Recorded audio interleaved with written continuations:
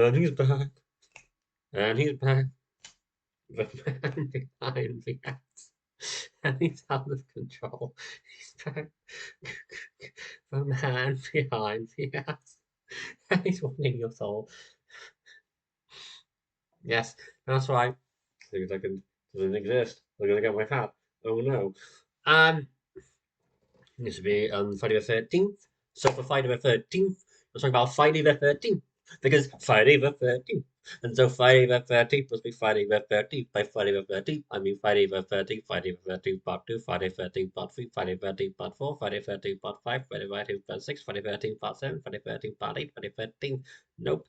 There's no Friday the 13th part 9. Jason X. Friday the 13th. Freddy versus Jason. Without da da da. So it's like Friday the 13th, Defender 2, Friday the 3D, Friday the 4, A New Beginning, Friday the 13th, part. No, shit.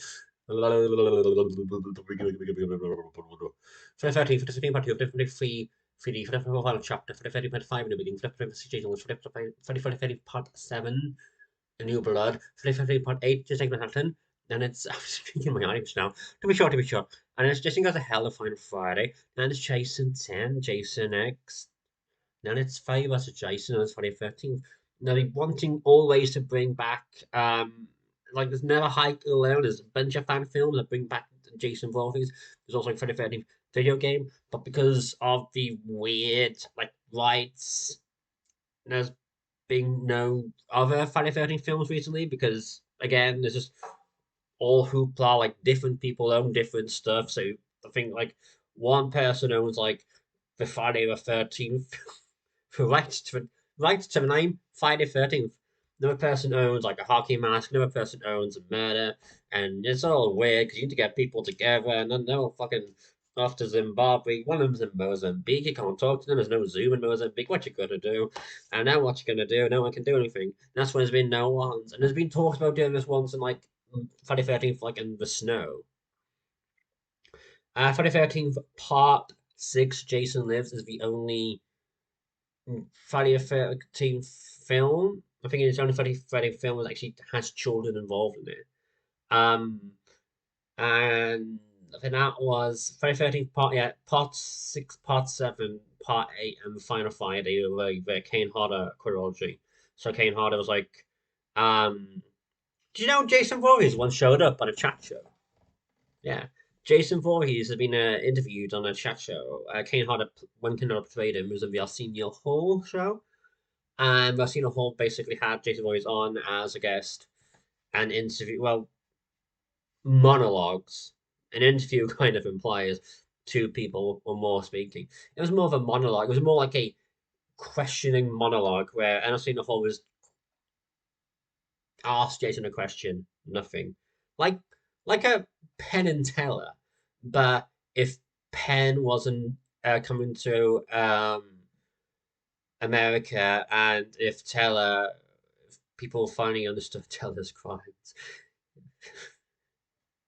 but also Teller can speak, and Jason Voorhees can't speak. Teller just chooses not to speak because he realized when he was starting off as a like a magician doing like going around college frat houses, he realized if he just shut up, no one would just pester him and talk and annoy him and try and like ask him just inane questions. Like you wouldn't have goddamn frat bros just harass him. So he thought, okay, if I just shut up, just do it, it'll be like a maze, and then get bada bing bad boom. That's it. And that was a huge diatribe to get from Friday the 13th to Penn and Teller. Um, yeah, and I think my favorite. I haven't. I've seen all of them except for Jason Goes to Hell Final Friday. So I'm not going to talk about Jason Goes to Hell Final Friday because I can't actually say anything about that one because I haven't seen it. If it wait for someone who hasn't seen something to talk about, you know what I mean? Boom. Um.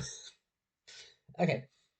So I think my favorite one is being part. I think part four, the final chapter, is my favorite one because all the characters I like. It's the only really. It's the only really like horror movie I've seen really where like I'd have liked to seen the character appear in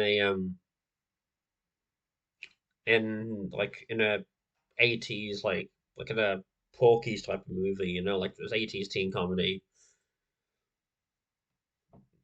Like Crispin Glover and so like Ted and Ted's friend too. good little side characters like you would say here.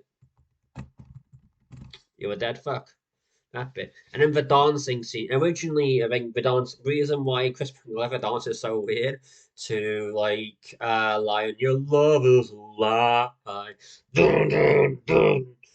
Remember, you can't decide that your love is a lie. Do, do, do, do, do. It's because originally they played Back in Black by AC/DC, Akadaka. Sorry, Akadaka, not AC/DC. They prefer Akadaka Australia. So as an Australian, you call them by your Australian name. That's Akadaka. You understand what I mean? Okay. I, I decided to be Jamie Kennedy of Scream for this entire episode. I was like, just dive into different accents and stuff. I don't know why. I mean, it's 50, it's that. It's 50 minutes of someone monotonely talking about something, which by that point in time, I'm just basically just being full critical. So the reason why Akanaka came in, but they didn't have a riser like Akanaka, so they had to bring in another song that didn't actually fit the same tempo. Kind of like how in WWE they just randomly in W Network just change songs so it sounds like songs that sound nothing like the song is sounding like. So you'd be having like a here's a nice man, boop boop, but then you just replace that with Claire de Lune. So you just have Billy Gunn showing his butt to some Claude Debussy. Um, but yeah, I think my Friday 13 Part 4 is again upon 15 minutes is like I like to like condense it down stuff, but then I really 'cause don't so then I don't go over it. But then I realize I got so much to do. I kind of do go over it, so I kind of like go around the place. You don't really know exactly like what I'm talking about. You know what I mean? Um, so that's why I do like Friday 13 4 because it has like all the final, all likable characters, all characters I dig. And so when he die, it's like what the heck? There's Friday 13 Part 5 I found Friday 13 Part 5 in the beginning, sorry, not final chapter, Friday 13 5 in the beginning. I said before, I'm not much a fan of it. Maybe there's so many superfluous characters. This is gonna sound really weird, but when I watch a horror film, I want to at least care for characters, know the characters, some of the characters died or something. If you're just doing a movie where like every 5 minutes you're just introducing someone just for them to die, and then like what's the point? Why are why are they there? I understand the point of it is like Orange Candy just increase it, but there's so many characters in Friday the 13th Part 5 that are just there just to die. If I make up, like, I'm actually not going to die in 5. We're going to die about how, it was like saying that point of moves like Kick Ass, but how he sucks because superfluous. It's just no plot or anything. It's like this. There's no real. Friday the 13th Part 5, I said this, I think, earlier this month. I'll say it again. Friday the 13th Part 5, the New Beginning would have worked so much better for just the halfway house. If you just set in the halfway house and then you build up the halfway house, and then you had like murders taking place, and you didn't know if. Also, if you're gonna kill people for murdering a son, then kill your killer. I mentioned this beforehand, but it's also like think the entire plot kind of makes no sense because someone's killing everyone except for the person who committed the crime. It just seems weird. It seems like a really weird roundabout way of having vengeance. Like if someone, like imagine like if in Taken, instead of going to Paris, he just Liam Neeson was like, "You kidnapped my daughter. I'm gonna find you, but first I need to go around and I need to beat up postman, so just goes around the neighborhood just punching postman in the face, just random punch me like." And you're wondering, okay, are you gonna go to Paris to save your daughter? No, no, no, no, no. You need to go around the entirety of America, go around each and every post office, punching each postman in the face. Not even like a huge punch, just here's a Bob postman on the nose, and then that's the entire film of Taken. Have like 50 cuts of just someone going boop, and that's just booping someone. That's Final Fantasy Part 5. A bit of a way of thinking, but that's the main problem. And also, again, like, we need to know if you're going to reveal the killer, like, if you're going to make like a huge reveal, like, A, make it a huge reveal because no reveal, and also make us know who the killer is. Like, introduce the killer. Don't just have it be dude. Don't have like again murders room log. Don't have it be the killer is This guy. Man, it's extra number 500. He was a murderer all along. Wow. He's not gonna. We haven't. If he says something or if he does anything, then he gets more money. So like, we're just gonna say it's extra 500 is the killer. We're not gonna actually like have him explain. We're gonna explain it because we're the main talent. We're gonna explain why he did what he did, and we're gonna wrap it all up. Okay, because if extra 500 speaks, extra 500 needs more money, and I don't want to give him any money. I want to save him money for the after party where we just hire exotic strippers and all the cocaine and shit. 80s baby. And I think they also like. I think that's also one of the main problems. Like, you don't need all the you don't need all the characters. You just need a nice set amount, like say 8 to 10 characters. Boom, boom, boom, and then you just kind of like pick them off one by one by one. I think that's also much like Final Fantasy Part 4. I think Final Fantasy 4, the final chapter, also has a superfluous character of the brother of Final Fantasy Part 2, one of the victims from Part 2, and who just shows up just to die. Like, he just shows up, looks at Jason, Jason kills him in like 5 seconds. I'm like, and that was the entire good subplot. I wouldn't say I do like the fact that Corey Feldman actually managed to appear as a cameo role in the beginning of Friday 13th Part 5 because I think Corey Feldman wanted to play Tommy Jarvis throughout, but because I think he was filming the Goonies at the same time, or the Lost Boys with Goonies, the Lost Boys, he scheduling conflict meant he could only do like a cameo, and I think he filmed his cameo. I think when he's going through it, I think that's in his backyard or like in front of his backyard. So he filmed that scene basically in his backyard. I believe that's the case. And what I do like is I think it's Friday 13th. Is it part 4, part 3? No, one of the Friday 13th part 5, one of the Friday 13th films. The actor who played Jason Voorhees once basically I think he wanted to leave the film because he wasn't a fan of how they were treating the talent. Like it was the dead of winter, like that was super cold, and they were forcing one of the. I think it was Friday 13th Part 3, or 2 or 3.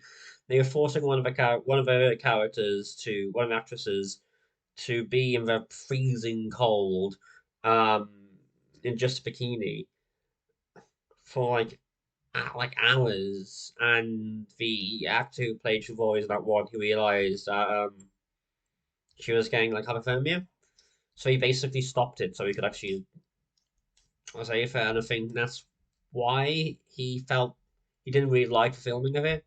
It was Friday 13th Part 3, yeah, because there's one, yeah, Friday 13th Part 3. Um, yeah, but I do like the entire exit of Friday 13th because that was one of the main big three. It's not the best camp horror film. It's not the best camp slasher film, I should say. The best camp slasher film, like slasher film that takes place in a summer camp, not camp in the other sense, is The Burning. Like The Burning is a fantastic and stupidly underrated horror film. It was from the same like Tom Savini did the effects in that film because Tom Savini didn't want to return to Friday the 13th Part 2 because he felt Friday the 13th Part 2 was kind of stupid. Like, because if Jason Voorhees is alive, then surely Jason Voorhees and Pamela Voorhees would have met at some point. It just seems a bit stupid to have Pamela Voorhees, who goes to the extreme to find her son, not realize that her son is a hermit in the campground and all of that's for nothing. And also, Friday 13th kind of fails as a film because the killer is, again, someone we just introduce, everyone's killed, and then in the last 10 minutes, oh, here's a new dude. Oh, wait, the new dude who we just introduced in the last 10 minutes, surprise, she's the killer. There's no mystery. You can't. The difference point of mystery is you have to have, again, the killer has to be someone we know as an audience. The killer needs to be introduced either Act 1 or Act 2. There's no point introducing someone like in the last 20 minutes of Act 3, like last 3 minutes of film, and have it be a shock when that person is the killer because who are they? There's no point. Anyway, so if you put it on Friday 13th and Friday the 13th, I'll see you again tomorrow. Bye.